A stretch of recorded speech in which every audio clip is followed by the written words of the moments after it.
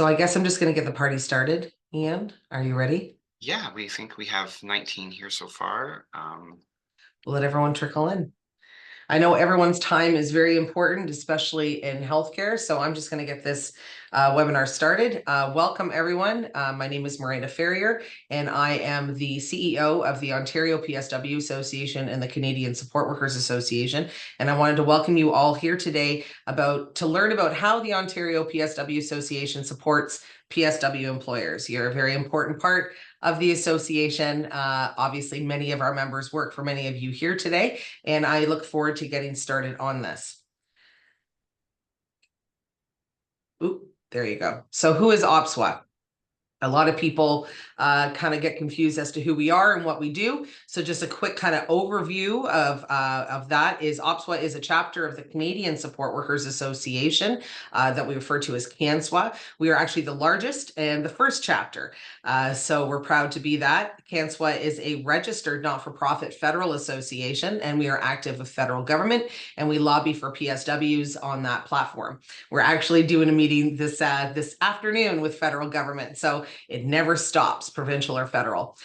We are also, neither one is a union. So we are not a union. We are the professional association for all PSWs in Ontario and across Canada. And any persons whose employment falls under the NOC code 44101 and 33102. Thank you so much. So thank you, Miranda. And as stated, the Ontario PSW Association and all chapters of the Canadian Support Workers Association are acting essentially as a clearinghouse. We act to clear and validate all credentials that are presented from members, assess them on an individual basis, make sure that they apply to the existing regulatory standards in the respective province, in this case, Ontario, and essentially then it basically authorizes them and validate the membership. This applies to any of the following titles. So bear in mind, there's quite a lot. So Miranda, if you can go to the next slide. Yeah, if I can. If you can. There you are. So as you can see on this slide here, this is a current list of all titles and this is not a comprehensive list by any means, and I'm not going to read out every title, obviously. However, this is a list of the general titles that are currently in use. Many employers in Ontario make use of the different titles on this list to describe the different jobs that they need to have done. Regardless of the specific variances in the job, however, the Ontario PSW Association and Canadian Support Workers Association is the professional association for all of the jobs listed on this sheet here, plus the ones that aren't, anything under those two codes.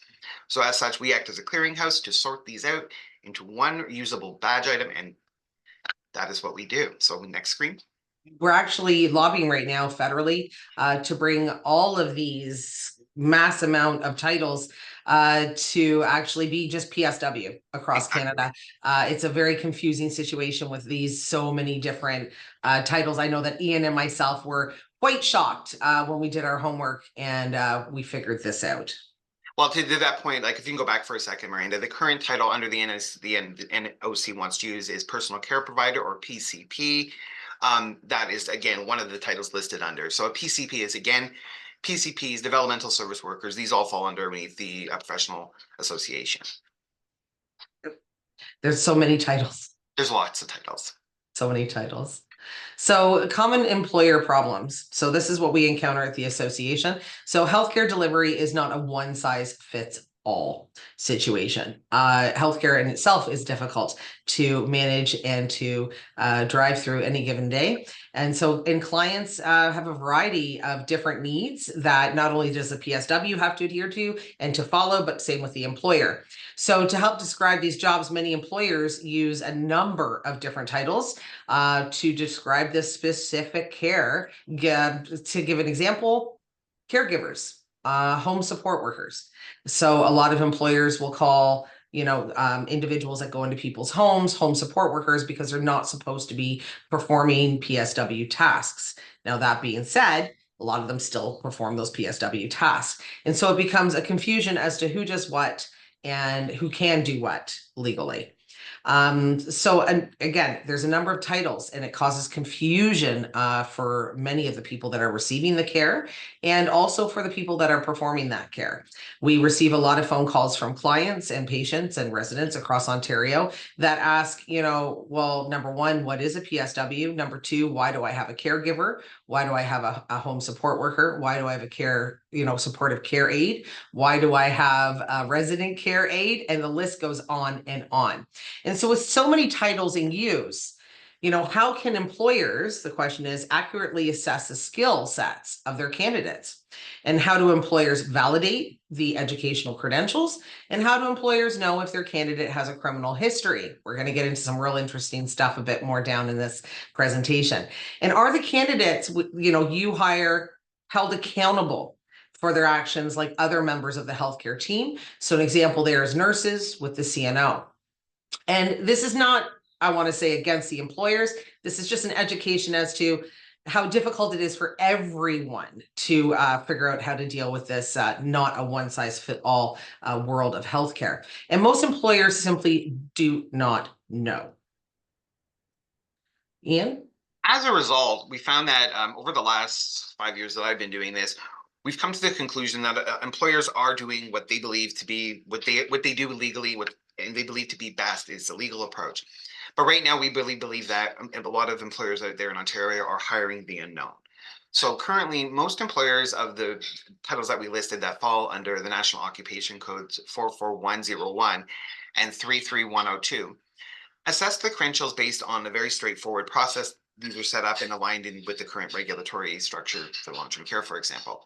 Number one, does the candidate have a PSW certificate from a place that is recognizable? So depending on the facility that you work in or that you're hiring for, many facilities and environments tend to hire from certain colleges and universities, and for example, that they're accustomed to, they've had good experiences with. And that generally passes. The next thing that they look into to qualify to see if they're good for an interview is, do they have a clear vulnerable sector search check? We get this a lot of times. All of our members are routinely asked to provide a vulnerable search. They're asked to do these every 6 months. So as long as they have a clear one of those, that's the next check. And the last thing that most people, well, usually the first thing that they look at is the resume. And it is these three qualifiers that can determine if someone can or cannot be hired from many of the employer partners that we work with and those that we don't. It's a standard approach. It is completely legal. There's nothing per se wrong with it. However, the times have changed and that situation has become increasingly risky. And I'd like to show you some of the following reasons, if I may. So hiring the unknown. Okay, so we've noticed especially since the COVID and the greater press for international immigrants and to work in healthcare across the world, we're noticing that there's been a marked increase in the number of falsified credentials that we have seen across the association. We've seen an enormous increase, for example, in employers that are no longer sure if credentials that they've been using for years, or at least from the same schools, are legitimate. There's something that doesn't look right about them. We're being increasingly asked to verify different curriculums that exist across Ontario and to see if they align with existing program standards. Simply, and what this enables people to do is those gaps create opportunities for people to fake certificates. We see a lot of them increasing right across Canada right now. So that's a huge issue, and a lot of employers are simply not aware of that. I'm sure not everyone on this call is. Everyone here is good, but a lot of employers are simply not aware, and they trust in good faith that what they're seeing is accurate. The most important thing here, however, is the regards to the vulnerable sector search. This has been a real concern with the Ontario PSW Association, the Canadian Support Workers Association, and actually a lot of different advocates for judicial advocacy reform across Canada. And the reason being is because we all tend to think that the vulnerable sector search that we ask our employees for is the be all end all of employment searches. If I can get a clear VSS from someone that I'm asking for, I feel better as an employer. I used to do recruitment and that VSS was great. However, what we've come to realize and what has been in place since 2012 is that the VSS is actually quite out of date and is no longer performing the role that it's supposed to perform. So what this essentially means is that as of 2012, there has been no updates to the vulnerable sector database in any way whatsoever, which means anyone born after 1994 there is no possible way for any of those candidates to actually be eligible to even appear on the VSS because the records would not be able to include them because they were born too late. Secondly, the VSS does not track, well, most importantly, I missed the first one. The VSS was primarily there to track pardonable sexual offenses. So this would have been, for example, back in a long time ago, a candidate you might encounter, however unlikely, was pardoned for, we'll say, a specific sexual offense. You can no longer in Canada be pardoned for sexual offenses. So the VSS is kind of redundant. Well, it's actually completely redundant when you're looking to protect people, to use those parameters to protect those in your care. Lastly, the VSS does not track local or national crimes that occurred after 2012. So because we're so heavily reliant on this VSS document, and many employers rely on it, it's the requirement, we get it, but it's not enough. The VSS does not have any information that will protect your clients from any sort of criminal activity that occurred for any applicant after 2012. And the reason why we really want to bring this to the attention is, as the association participated in the Elizabeth Wetlaufer inquiry, the Gillespie inquiry, one of the highlights was that professional associations do not conduct annual criminal reference checks for their members in healthcare, save the Ontario PSW Association. So every Ontario PSW Association member has to do this annually to make sure that they have an annual clear criminal record check. Yes, can I just point out as well that the interesting part with the VSS is we have a lot of home care companies that have onboarded with us, as well as other organizations. And we had this one particular smaller home care company a few years back, I'm not going to name them. They had 12 employees and they onboarded all of their PSWs through our system, the way we do things, which we will share in a little bit.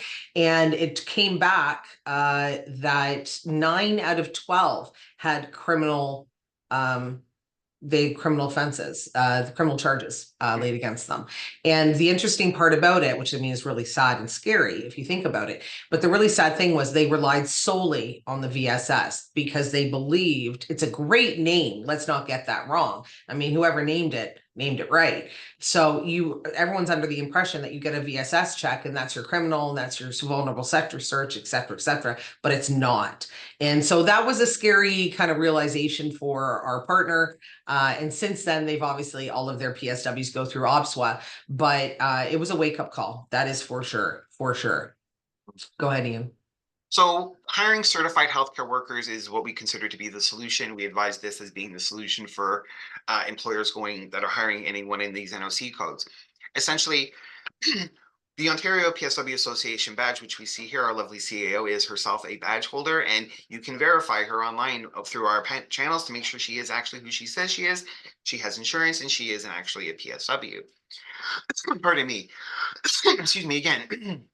So this badge essentially is the clearance certificate, is the representation of the actions of the OPSWA, showing that we've cleared this person, we've assessed their credentials based on the assessments that we have shown previously, and that this person can be working as a personal support worker or equivalent. That falls under 44101 or 33102. So we always are encouraging members, or employers rather, you must look for the OPSWA badge. Oh, I just lost the previous screen, sorry. That's okay. Why do you want to have certified OPSWA members? Unlike hiring a PSW off the street, which is what we've all been doing for years and years, an Ontario PSW Association member is, as we mentioned, has a criminal history, but they've also hold individual policies of $2 million plus $50,000 in abuse coverage. Should something happen to that employee, the association has their back in that case, and then they have resources to rely on. As discussed, they have to pass an annual enhanced criminal background check, which includes a local police check. This assesses for all crimes that go right down from the local area right up nationally, God forbid. And the most important thing is having their credentials professionally assessed by the Ontario PSW Association.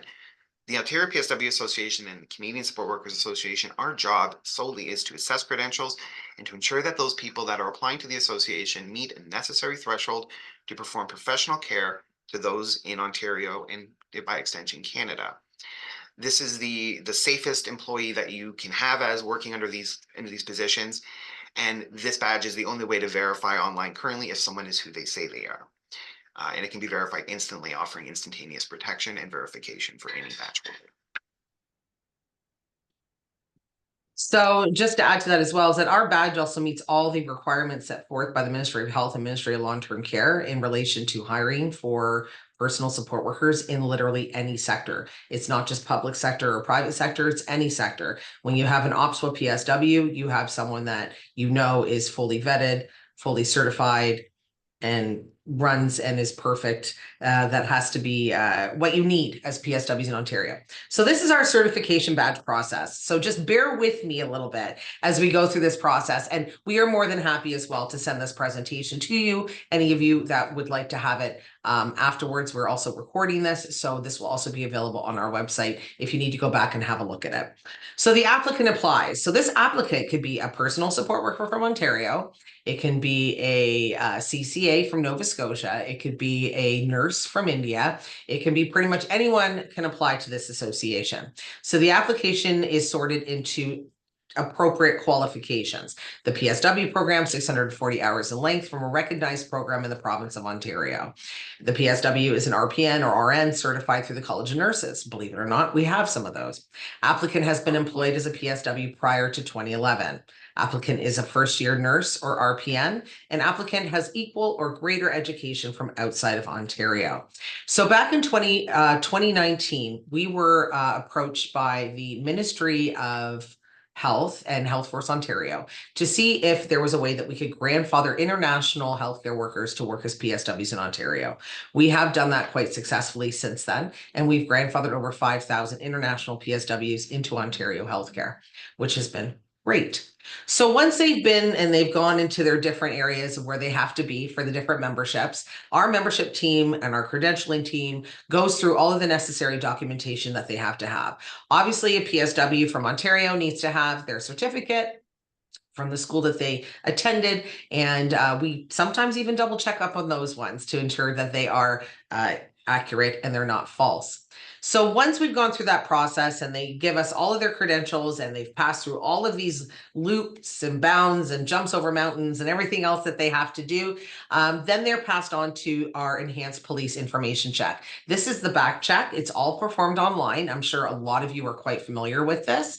And once they go through that, which I mean, I believe it takes about 24 to 48 hours for the results to come back to our team. And once we receive it, then they receive an email with a link to obtain their $2 million or more, because we have other memberships that have more insurance, professional liability insurance policy. And then they are now a certified PSW under OPSWA, who satisfies any and all regulatory requirements as set out by the province of Ontario, which we are extremely proud to be able to do.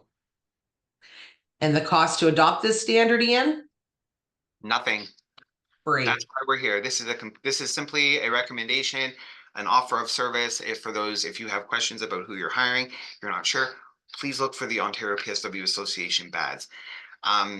This is exactly what we're here to do, and we get a lot of these questions regularly. Is this person legitimate? Can you help me? No problem, we'll happily answer. But we always answer the question with, you may want to ask this person to submit to have a professional, to have a certified badge to have so we really hope that you guys can find some use. So we're getting some questions here. Yeah, I'm just going to look here. So how long does the process take from the time a PSW applies to OPSWA to get their badge? So longest amount of time, Lindsay, to be honest, is about a week. If that, sometimes it can be 48 hours. They receive their digital badge almost immediately. So once they've completed the process with the association, they've gone through all of our steps. Which can be done in an hour, really truthfully. And then we get their badge stuff back. They receive their digital badge immediately. Now their physical badge, which they do have, and you see our two wonderful PSWs here in the pictures, and myself as well, we have physical badges as well, but the digital badge is immediate, which means that as an employer, that can be sent to you immediately for you to see that they have done their membership with us. The next question, Ian, is probably for you, is what is recommended in place of the VSS? We recommend currently the enhanced police information check, which is the EPIC check, which is embedded in the badge. Any of our badge holders already possess an EPIC check, so you have nothing to worry about in terms of their criminal history whatsoever. So we really would sorry, I've lost my train of thought there for a second. I'm trying to answer a question here. Something came up here. No, the VSS is the one you wanted. We would recommend using the EPIC check. The EPIC is the most comprehensive. It will offer the greatest protection to those in your care. And really, you have to have a very clear criminal history in order to get this badge. So that would be my advice. Yeah, we have our PSW. So one thing when we asked about the VSS, one thing that's really important is that if now, let's say if someone were to be charged or have anything to have to do with sexual predatory behavior or abuse or anything along those lines, it would be on their criminal record. So it wouldn't even be on the VSS, it would be on their criminal record check. So always ensure that you do the national and local, which is what our members do every single year. One thing when I started the association is I didn't really believe in this whole kind of, sign off on an affidavit every year that you didn't do anything to anyone. And that's where we got into the really sticky situation with Elizabeth Wetlaufer, unfortunately, where that's what was the practice for so long. So we're proud to say that we've always been doing this badge almost since the beginning, Ian. Oh yeah, Yeah. beginning because of that very reason. This is the providing intimate care to individuals in Ontario is something that we seem to be really lackadaisical about allowing.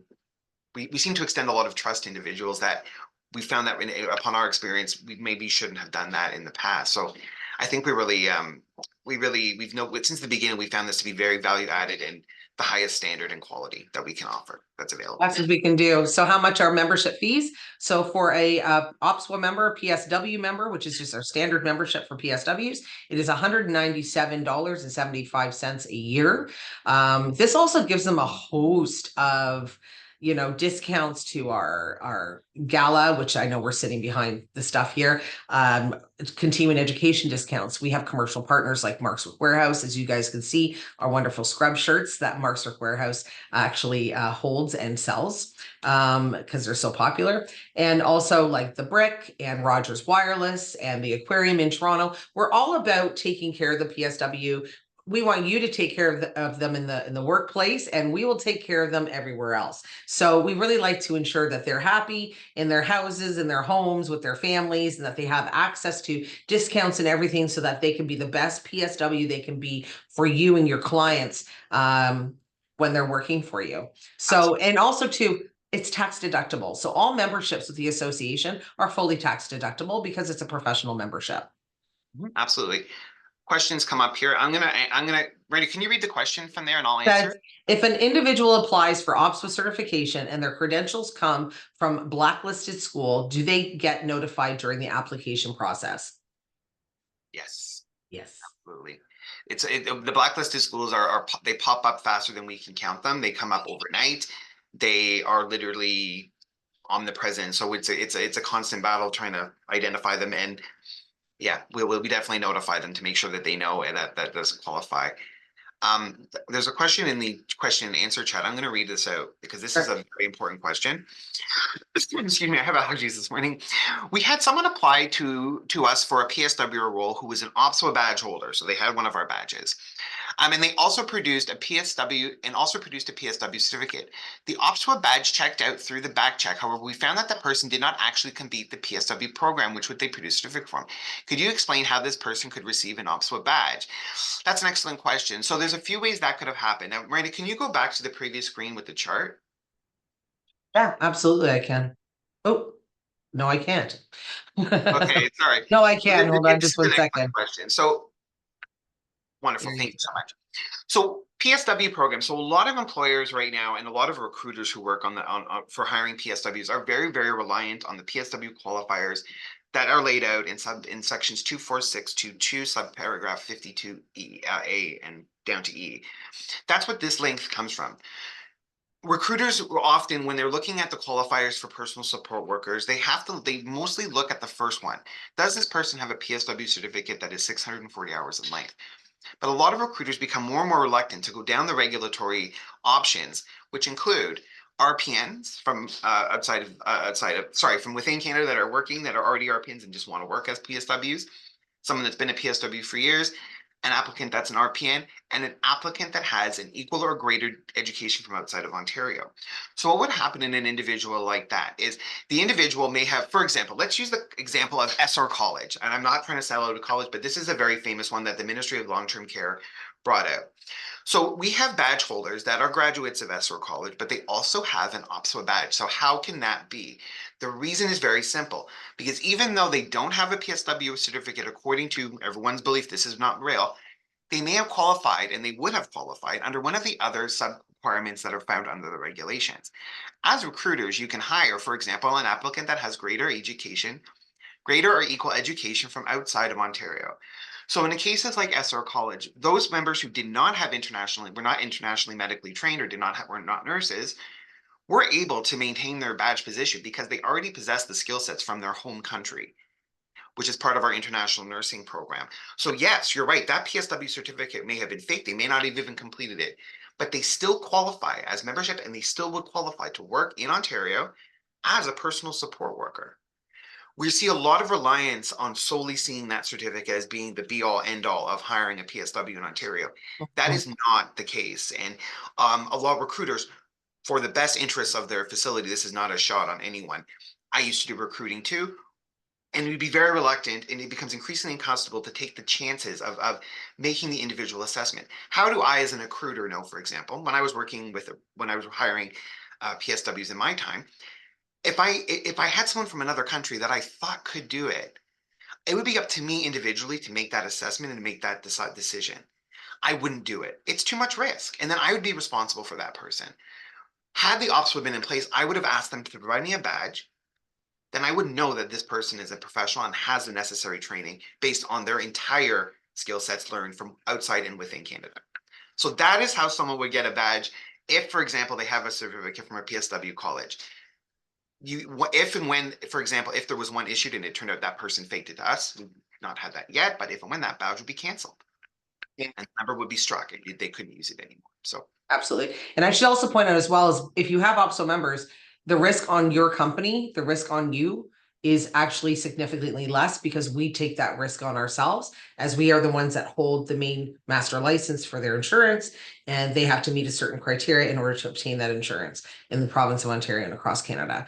So what process criteria do you have to vet invalid PSW certifications? Interesting. It's very 1982 kind of thing that's coming around. You know, you always say that people think everyone else is dumber than them. That's it, I think, in a lot of cases, especially in these cases. And we actually have one heck of a sleuth team with our HR and our operations department. And they're the ones that have found a lot of these fake schools because they hound these schools. They go directly to these schools, and until they get an answer, they don't stop. And they have found that there's a lot of schools that don't meet the requirements or anything like that. So it's, you know, it's not easy to find all the fake ones. We've been very fortunate that, I mean, we have pictures of certificates, actual certificates. We have great relationships with a lot of the institutions and the career colleges and the Board of Ed across Ontario. So we've been able to reach out on those. Overall, we've had no problem finding the fake schools so far. And if you're interested in obtaining that list, please feel free to reach out to the association. We are happy to share that list of fake schools with anyone, period. End of story. So, and as an OPSWA member, do I have a number? Yes, you do have a number. So you have a serial number and you have, let me go back to the picture. yeah, that one has, it's Of my ID so that you guys can see it. So if you can see my ID here, so you have, you know, my name, I'm a PSW, it's valid through May 6th of 2025. Registration number, that's my registration number. But if you want to look me up online, you have to put in my serial number and my last name. So on our website, on the main page, if you go down our page, you'll see all this really interesting information, but then you'll see verify me. And you can click on that button and it will take you to our partner back checks page. And on there, you fill out my serial number, my last name. And if I'm legit, I'm going to pop up. And I know I'm legit because that's how I obtained that picture earlier yesterday, because I had needed a badge photo for the presentation. It's quite easy to look up PSWs. We've had some of our partners actually send these pictures, if they're in home care, to the clients prior to their arrival. And the PSW wears their OPSWA badge along with their company badge as well, so that they can identify themselves to the client before they go into the home. Yeah, I hope that answered your question. Actually, there's another question that came up on the question and answer, Miranda, if I may. Yeah, go ahead, please. So it says, it's an anonymous attendee. I don't know who you are, but it's a great question. Do your members who are PSWs have formal education as per the ministry guidelines? Yes. Yes, they do. They have to. You need to have at least one of those requirements to be trained at least somewhere. Absolutely. Mhm. What type of certificate or credential is given to, say, a foreign educated nurse? Okay, brilliant. Thank you. I was going to type this out, but I can send information about our PSW program to anyone on this call. Don't hesitate to ask. Just put your email in and I can shoot it off. Essentially, the credential that we offer internationally educated nurses and surgeons in that case is the same badge that you see before you here. They're simply registered and we assess their credentials. What we have is we have a database of schools that we constantly updating, verifying, making sure that they offer the education they say they do. We confirm that they align with one of those schools, that the graduation is valid. We have a look at their documentation, all of it, transcripts, everything, resume. Make sure that they have the qualifications to do that, and then they're issued a PSW badge. But they are not given a PSW certificate. The one issue that we deal with a lot of employers, and we understand, we get it, is that employers say, okay, I see the OPSWA badge, that's wonderful, but I need to see your PSW certificate. And that makes sense. I mean, it's the first requirement under the regulations. But OPSWA badge members can fall under any element of the regulations. And that's what this badge represents, is that person is actually qualifies underneath the existing long-term care regulations, which are essentially the only regulations that exist that define PSW in Ontario and for Canada for that part. That is a great Your question. question. Sorry, I went off a Um, bit. No, you know what? I mean, these are all really good questions, and this is why we wanted to host this webinar and interact with you guys because, as I'm sure a lot of you know, we are doing job fairs across the province of Ontario with our I'm a PSW campaign. And a lot of this has come forward where there's a lot of questions and concerns about the OPSWA badge and whether or not the OPSWA badge met the requirements for the Ministry of Long-Term Care and the Ministry of Health, and that they have the credentials and the schooling in order to perform this job. And they do. And, there are certain members, we'll be honest, that if they come in, I don't know which ones, Ian, you'll have to tell me, they have to go to our PSW refresher, or we recommend that they do our PSW refresher. Our PSW refresher course is 12 hours. It's online. It's taught by our educator, who's an RN. And it's basically the quick Mosby's rundown of the PSW program. And then at the very end of it, they do a test. And if they don't pass with, I believe it's an 80 or 85, then they don't obtain membership with the association and they have to go back to school to become a PSW. So we do have requirements of these individuals that we grandfather in. We don't just look at their certificate sometimes and say, yay, okay, come on in. It's a case-by-case basis. So No, I hope that makes a lot of sense. please understand that when we make our assessments, the Ontario PSW Association is absorbing the risk of these candidates not being who they say they are so that you do not have to. That's primarily what we do as an association. What we're trying to convince employers is that we're not trying to do anyone's job for you, but you need to make sure that this person is who they say they are and that they're not having their identity, that they are not someone who's been a victim of identity theft. You also don't know how that person acted at their previous employer. Did they have problems? Did they cause crime? You don't know for a lot of these cases. We see this regularly. So yeah. The one question I wanted to jump back to, oh, sorry, someone came in here. Says, do you have any sense of why funders, HCCSS, HAN, and NS require VSS when it's 10 plus years outdated? Okay, oh goody, this is a fun one. The reason being is because it's actually brilliantly marketed. We've been investigating this for about 6 years now with our partnership, and the conclusion that we've reached is that it's extremely well marketed, and it is an extremely hard battle to fight something called the vulnerable sector search. If you fight something called the vulnerable sector search, you look like you're fighting against a protection. So a lot of the people are not simply aware of the realities of the VSS being outdated. It's so well marketed and so trusted that it's assumed to be robust and up to date. I know that sounds crazy, but it's legitimately what we've discovered right across Ontario. Most of the people that we've countered, including myself before I joined OPSWA, wholeheartedly believed in the value of the VSS as being sacrosanct and verifying who one says they are. Upon learning that it's completely useless now, it's a moment of question of faith almost that one has to go through. You're like, I can't believe that it actually doesn't offer what it says it does. So what we've also discovered is that employers also require this to be updated every 6 months. PSWs don't make a huge amount of money. Asking a PSW to constantly update 6 months can run anywhere from 30 to $60 depending on the location where they live, and it can take varying times. That ties into the reason why they don't want to cancel it, because the board, the local police departments that house these VSS mechanisms make a sizable amount of revenue off of them. There's not a lot of incentive for them to let go of that. No. I think that's the truth of it, and that resources are used by the police, but that's what we've discovered. So I'm not that.